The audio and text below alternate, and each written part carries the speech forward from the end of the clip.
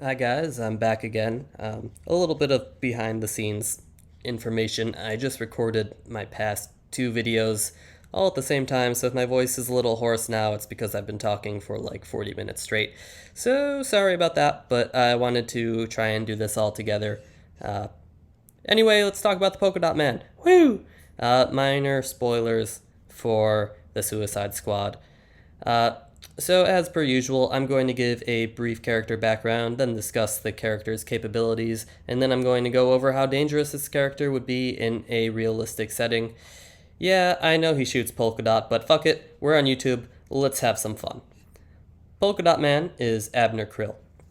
In the comics, he was a minor criminal that was inspired by Batman to wear a costume while committing crimes. Krill actually got himself a sweet polka dot suit and called himself Mr. Polka Dot while committing polka dot themed crimes. Eventually, Abner was arrested and eventually released.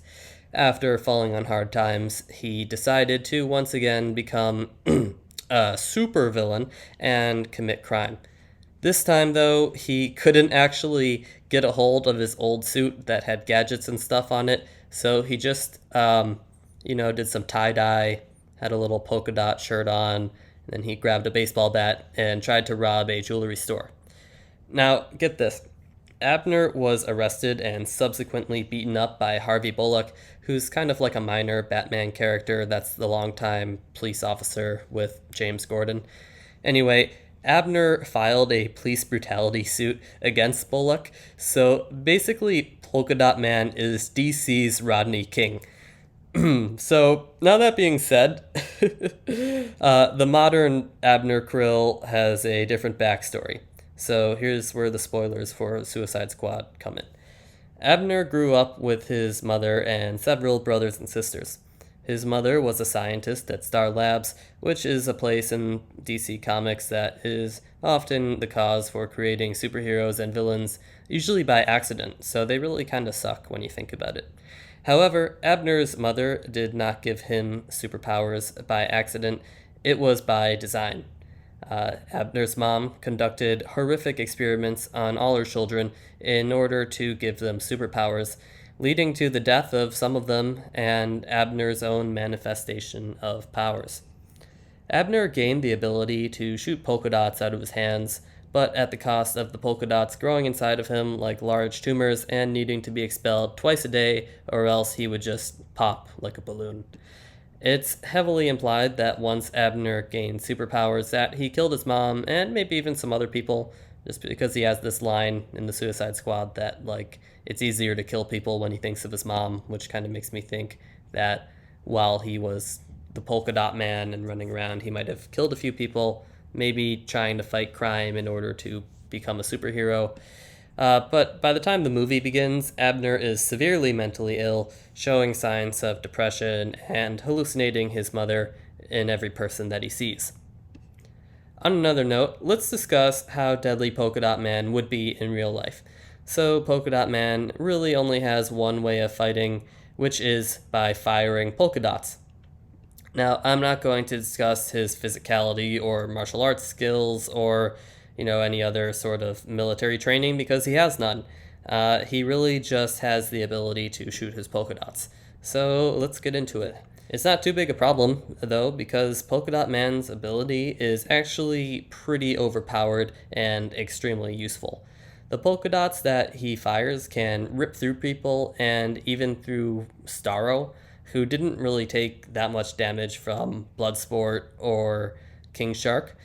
Uh, Alright, the best way to put this is imagine you have like a 50 caliber turret, but in addition to firing the 50 caliber round at a high rate of speed, it disperses the round like a shotgun. So it's really like you're firing like 100 rounds per second going in all different directions. Now imagine that there is no recoil and the weapon has no weight and takes up no space and can potentially just fire forever. That's basically Polka Dot Man's power. So that's why I put Polka Dot Man on the danger scale as a 6 out of 10.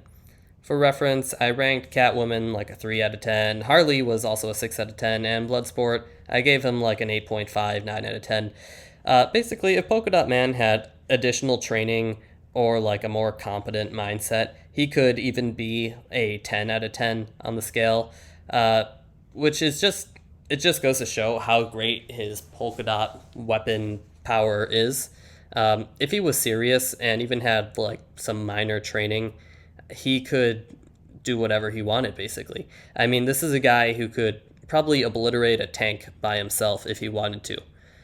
But yeah, I mean, his ability is just limited by him being kind of goofy, and he doesn't even really have any armor or protection, so he could just easily be shot or snuck up upon. He wears goggles, but like he's not wearing a helmet. He just has like a leather cap and a polka dot themed outfit.